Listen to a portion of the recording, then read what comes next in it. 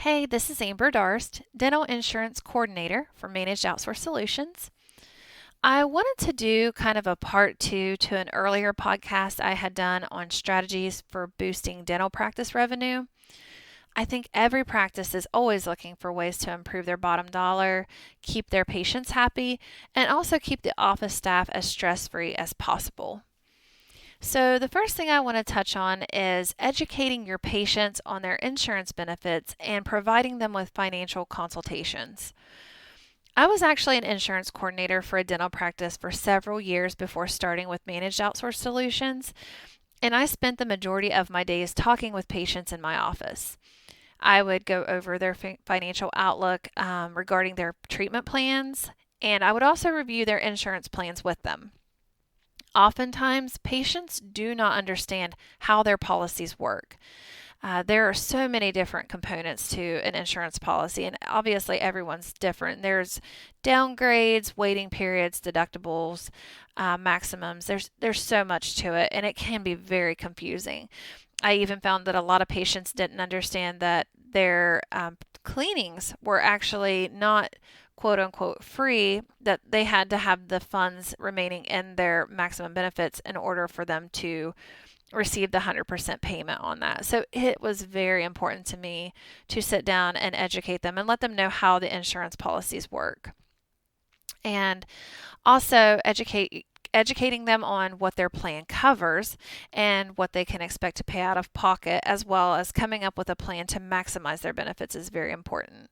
So when I say a plan to maximize their benefits, I'm talking about, for instance, if they have several treatments needing done, you can kind of go through and see where to begin and take a look at their calendar year, see how much they have left to work with, and things of that nature, and then just kind of make a plan from there in what order they should go in and when to start this treatment. Now, of course, you always want to make sure that their health is the top priority. Sometimes treatment cannot wait, and it doesn't matter, whether the insurance is perfect in that moment or not. It's important to educate your patients on this and let them know that money saving tactics is very helpful, but taking care of their health in the way that the doctor has recommended is always more important. So, this ties in hand on what I want to mention next, which is taking time with your patients. When the patient enters the practice, the front office staff should always take the time to greet them. And then once back in the chair, make sure that you listen to any of their concerns they may have and also educate them on the treatments that they are needing done. And if it's a 2 or more step procedure, inform them of this so that they know what to expect and can plan accordingly. Patients shouldn't feel like they're in an express checkout.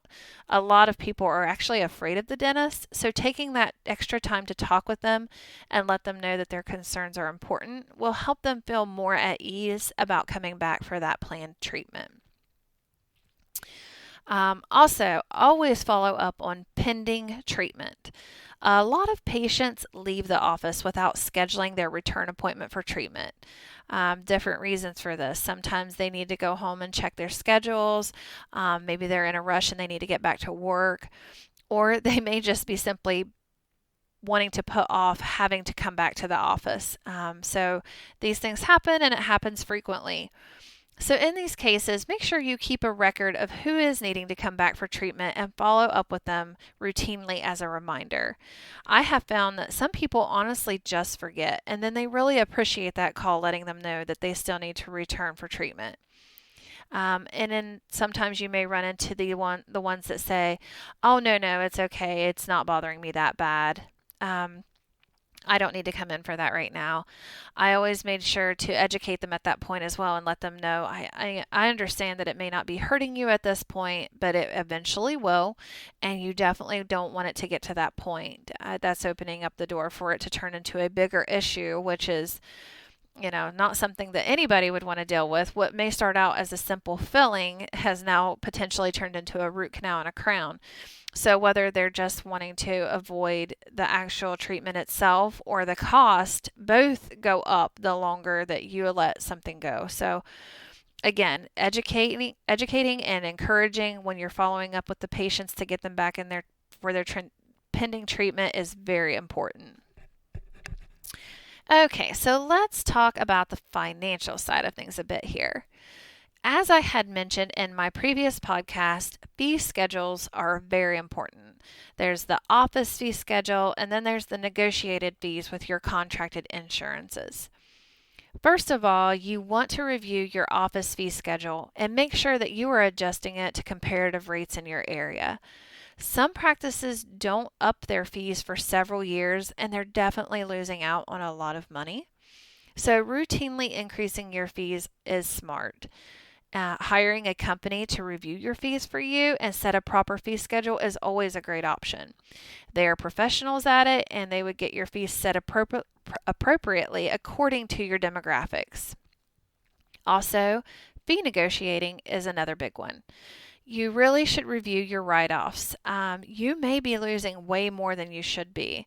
Insurances do not like to negotiate, but it's your right to push for it. And again, there are actually companies who are great at doing the legwork for you in this and help you bring in much more money through lowering those write offs.